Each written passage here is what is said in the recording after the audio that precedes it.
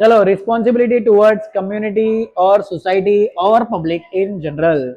तो बाकी सब तो इन्वेस्टर्स, गवर्नमेंट, कंज्यूमर, ये लोग के लिए जिम्मेदारी है। लेकिन एंड ऑफ द डे अपने चैप्टर का नाम क्या है? Social responsibility of business. तो सोसाइटी के लिए, कम्युनिटी के लिए, कम्युनिटी मतलब आसपास जो लोग रहते हैं, आपने बिजनेस शुरू किया है तो बिजनेस के आसपास जो लोग रहते हैं वो लोग के सामने आपका क्या जिम्मेदारी है वो देखो।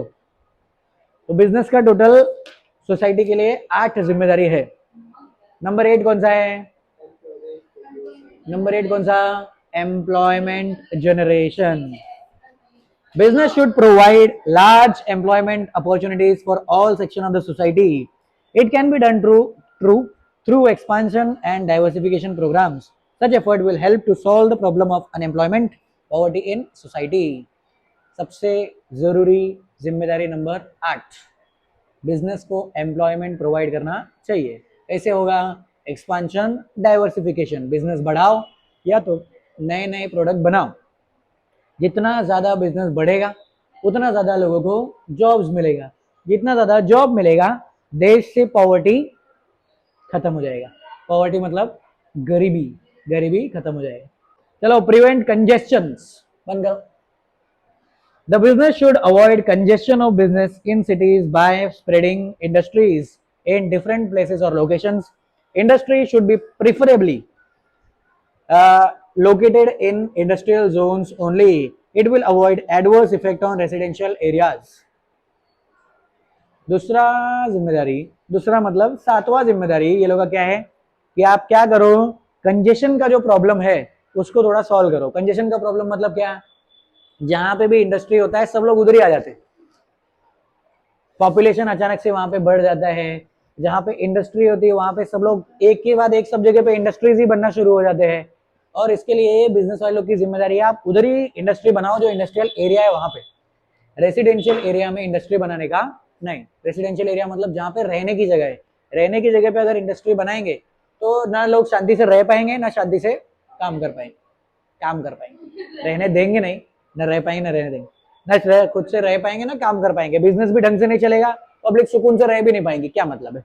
इससे अच्छा आप अपने घर के काम को, घर के पंचायत को घर जाके करो। इधर पे पढ़ाई का काम है तो पढ़ाई का काम, ऐसे ही इंडस्ट्री के जगह पे इंडस्ट्री का काम करो और घर पे आराम करो, शांति से बैठो, दोस्तों के साथ पंचायत करो, चलेगा।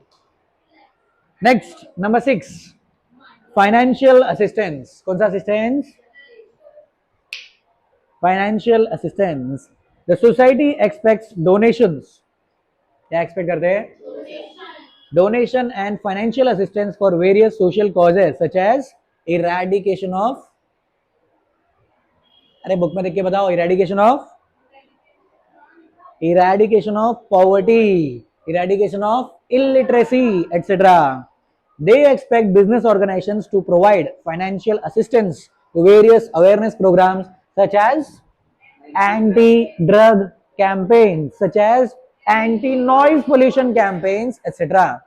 अभी जब भी कोई सोसाइटी में छोटा मोटा कैंपेन होता है उसमें भी लोग एक्सपेक्ट करते हैं कि बिजनेस वाले लोग सपोर्ट करेंगे, पैसा जहाँ पे वहां पे पैसा देंगे।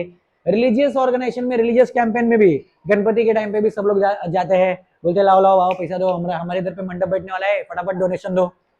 प्लस अगर कोई social activity, anti social activity, उसके खिलाफ वो लोग काम कर रहे हैं, जैसे एंटी ड्रग कैंपेन, एक कैंपेन चलाया जा रहा है जिसमें वो लोग बोलते हैं कि ड्रग्स बिल्कुल नहीं लेना चाहिए, ड्रग लेने से आदमी पगला जाता है, ये सब उसके साथ गलत हो जाता है, तो ड्रग्स बिल्कुल नहीं लेना चाहिए। इसके लिए वो लोग कैंपेन करते हैं, वो बड़े बड़े पोस्टर्स लेके जाते हैं और लोगों को अवेयर करते हैं कि नहीं नहीं आप फालतूगिरी वाला हरकत मत करो, ड्रग्स से आपकी जिंदगी बर्बाद हो सकती है ना। पब्लिक में बोलते हैं, ऐसा चिल्लाते हैं, ड्रग्स यूज करना बंद करो, ऐसा कुछ तो बोलते हैं।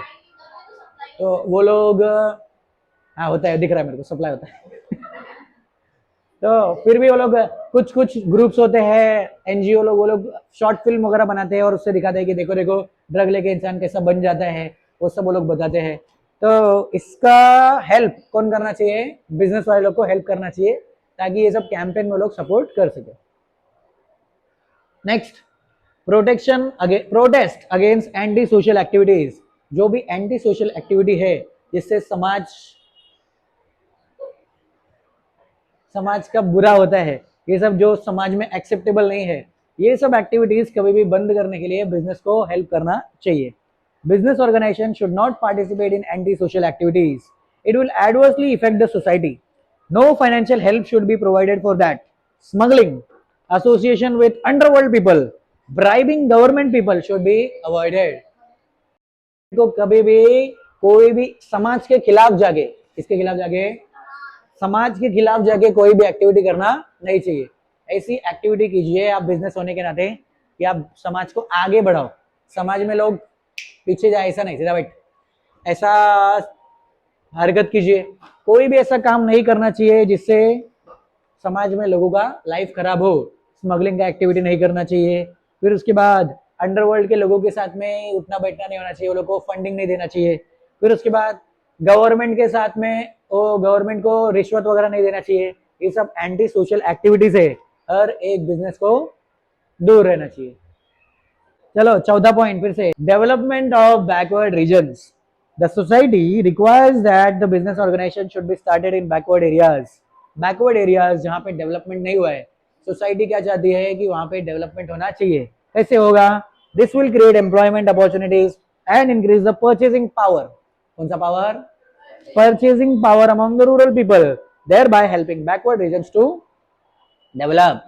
तो जितना ज्यादा बिजनेस शुरू होगा बैकवर्ड एरियाज में, उतना ज्यादा लोगों के पास पैसा आएगा क्योंकि जॉब मिलेगा, और पैसा आएगा तो परचेसिंग पावर बढ़ेगा, वो लोग ज्यादा कंजम्पशन करेंगे और डेवलपमेंट होना शुरू हो जाएगा. तो इसके लिए बिजनेस की जिम्मेदारी है सोसाइटी के लिए. बिजनेस शुरू कीजिए तो कहाँ पे शुरू कीजिए? बैकवर्ड एरिया में शुरू कीजिए. नंबर 3, जिम्मेदारी number 3, reservation for weaker section. कौन सा सेक्शन? Weaker section. ये वीकर सेक्शन मतलब जो शरीर से कमजोर है वो नहीं. देखो वीकर सेक्शन मतलब क्या है पहले चेक करो.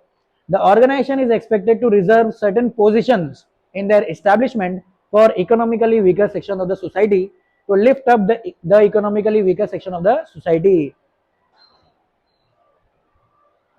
These people expect financial and other help from business unit which will be provided time to time. हर एक समाज में कुछ ग्रुप्स होते हैं जिनके पास पैसा नहीं होता है, जिनको पढ़ाई के लिए उनके पास अपॉर्चुनिटी नहीं है, तो वैसे ग्रुप्स टैलेंटेड तो होते हैं लेकिन उनको मौका नहीं मिलता है. तो हर एक ऑर्गेनाइजेशन के पास ऐसा सेटअप होना चाहिए कि वो लोग ये वीकर सेक्शन जिनको टैलेंट तो है लेकिन मौका नहीं मिला, वो लोग को जॉब प्रोवाइड करना चाहिए, जिससे वो ग्रुप जो कि आगे आ सकते हैं लेकिन उनको मौका नहीं मिल रहा है, वो मौका मिलके वो लोग आगे आ जाएंगे. बरोबर. तो इसके लिए अलग से एक सेटअप बना के रखना चाहिए कि इकोनॉमिकली वीकर सेक्शन लोग को आप अपलिफ्ट कर सको. नेक्स्ट, जिम्मेदारी number 2, better and maximum use of resources.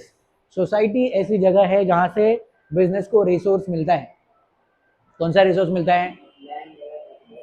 Land, labour और कैपिटल. जमीन भी सोसाइटी से मिला. आपको रहने के लिए घर किसने दिया? सोसाइटी ने दिया. आपको लेबर जो मिल रहा है, आपके बिजनेस में जो लोग काम कर रहे हैं वो लोग भी कहाँ से आए? सोसाइटी से आए. आपको पैसा जो मिला, इन्वेस्टमेंट मिला, वो भी किसने किया? सोसाइटी के पब्लिक ने किया. तो ये सोसाइटी के पास से जो आपको रिसोर्स मिला है उसको आपको मैक्सिमम तरीके से यूज करना है, कोई भी रिसोर्स वेस्ट करने का नहीं. The business organisation should make proper and optimum use of scarce resources. कौन सा रिसोर्स है? स्कैर्स. स्कैर्स मतलब कम है, अनलिमिटेड रिसोर्स नहीं है. The resources like fuel, water, land must be use efficiently. जो भी चीजें आपको आपके बिजनेस के लिए मिलता है, ध्यान से सुनिए, वो रिसोर्सेज को, चाहे वो फ्यूल हो, फ्यूल मतलब पेट्रोल, डीजल, कैरोसिन, इलेक्ट्रिसिटी, ये सब चीजों को ध्यान से यूज करना चाहिए. पानी को ध्यान से यूज करना चाहिए. जमीन को ध्यान से यूज करना चाहिए. आपके पास जो ह्यूमन रिसोर्स है, जो लोग आपके यहाँ पे काम करते हैं, उनके टैलेंट को, उनके स्किल को ध्यान से यूज करना चाहिए, कुछ भी वेस्ट करने का नहीं. किसका जिम्मेदारी? बिजनेस का. किसके लिए? सोसाइटी के लिए. जिम्मेदारी नंबर 1, प्रोटेक्शन ऑफ एनवायरमेंट. चलो, प्रोटेक्शन ऑफ एनवायरमेंट चलो. Pollution is the major problem of present times. आजकल का सबसे बड़ा प्रॉब्लम क्या है? पोल्यूशन. लोग चिल्लाते रहते हैं और नॉइज पोल्यूशन होते रहता है. लोग साफ सफाई नहीं रखते और फिर उसके बाद एयर पोल्यूशन होता है, हाँ आपसे फिर उसके बाद air pollution, water pollution are due to industries, chemical plants, cement plants etcetera. These business organisation should take all possible measures to minimise pollution. जो भी काम किया जाता है, ज्यादातर पोल्यूशन जो होता है वो फैक्ट्री से ही होता है, बरोबर कि नहीं? तो इसके लिए हर एक फैक्ट्री को, हर एक बिजनेस, हाँ हो सकता है, लेकिन ज्यादातर परसेंटेज वाइज ज्यादा पोल्यूशन किससे होता है? परसेंटेज वाइज ज्यादा पोल्यूशन किससे होता है? जब फैक्ट्री में से धुआं निकलता है, वो सीमेंट की फैक्ट्री होती है, उसमें से डस्ट निकलता है, धुआं निकलता है. माइनिंग करते हैं, जब जमीन में से सोना चांदी हीरा मोती तांबा पित्तल ये सब निकालते हैं, हाँ कोयला निकालते हैं जमीन में से, तो उस टाइम पे भी बहुत सारा पोल्यूशन होता है, धुआं उठता है. ये भी एयर पोल्यूशन है, सॉइल पोल्यूशन है. हर एक बिजनेस ऑर्गेनाइजेशन की जिम्मेदारी है कि एनवायरनमेंट को बचाने के लिए जितना हो सके करना चाहिए, बरोबर है? अपनी जिम्मेदारी निभानी चाहिए और जितना हो सके कम पोल्यूशन करना चाहिए. डन, बंद कर दो.